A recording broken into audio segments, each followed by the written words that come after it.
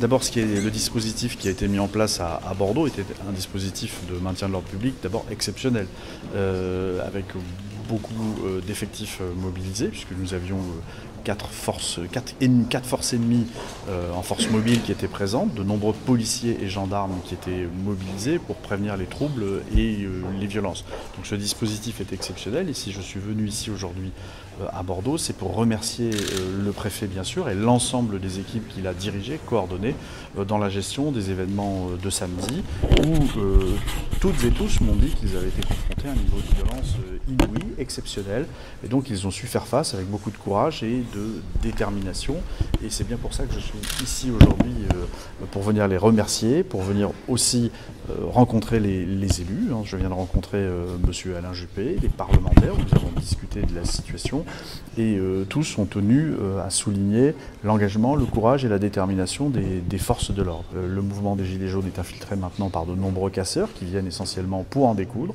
piller des magasins, ou s'en prendre à des forces de l'ordre, et souvent les deux en même temps d'ailleurs. Et donc les dispositifs qui ont été mis en place sont des dispositifs qui se veulent réactifs, qui bougent en même temps que les casseurs bougent, qui les dispersent, et surtout nous interpellons énormément de personnes. Ça a été vrai pour la France entière, et c'était aussi vrai à Bordeaux avec plus de 60 interpellations. Qu'est-ce que vous avez dit à M. Juppé pour que ça ne se reproduise pas ?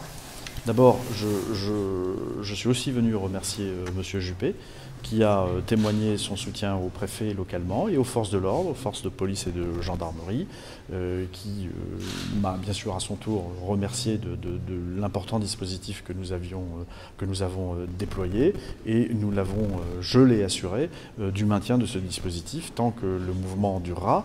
Nous convergeons tous les deux pour convenir que maintenant s'ouvrait une phase de dialogue, et que nous espérions, et l'un et l'autre, mais je crois que c'est un espoir qui traverse tout le pays maintenant, c'est que le temps du dialogue s'installe et que cesse le temps des manifestations qui par principe ne sont pas maîtrisées car jamais déclarées, et manifester c'est presque inviter les casseurs à passer à l'action. Donc voilà, nous espérons maintenant que la page qui s'ouvre du dialogue portera ses fruits, et que nous allons rentrer dans une phase d'apaisement.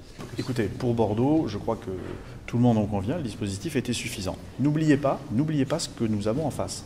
Il est toujours un peu facile de critiquer l'insuffisance des forces de l'ordre. Ici à Bordeaux, ça n'était pas le cas. Ce qui a posé des soucis, et ça a été bien géré ici à Bordeaux, même si nous déplorons malheureusement le pillage d'un magasin, ça a été bien géré. Mais n'oubliez pas que ce que nous avons en face, ce sont des gens qui sont des casseurs, qui sont déterminés, qui veulent s'en prendre aux institutions, qui veulent s'en prendre aux forces de l'ordre. Il faut parfois savoir le rappeler, et plutôt fermement.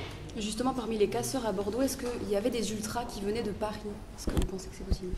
Je ne pense pas, il faut être prudent, il y a des gardes à vue qui sont en cours, je ne pense pas que nous ayons ce genre de mouvement, donc de Parisiens qui soient venus à Bordeaux. Il y avait à Bordeaux, comme dans d'autres villes de province, des individus qui étaient très radicalisés, des casseurs. Certains appartenaient à des mouvements ultras, mais ça n'est pas la majorité, encore une fois, à Bordeaux comme ailleurs en France. Et voilà, et maintenant il est temps que s'ouvre une page de dialogue et d'apaisement. Voilà, merci beaucoup. Merci.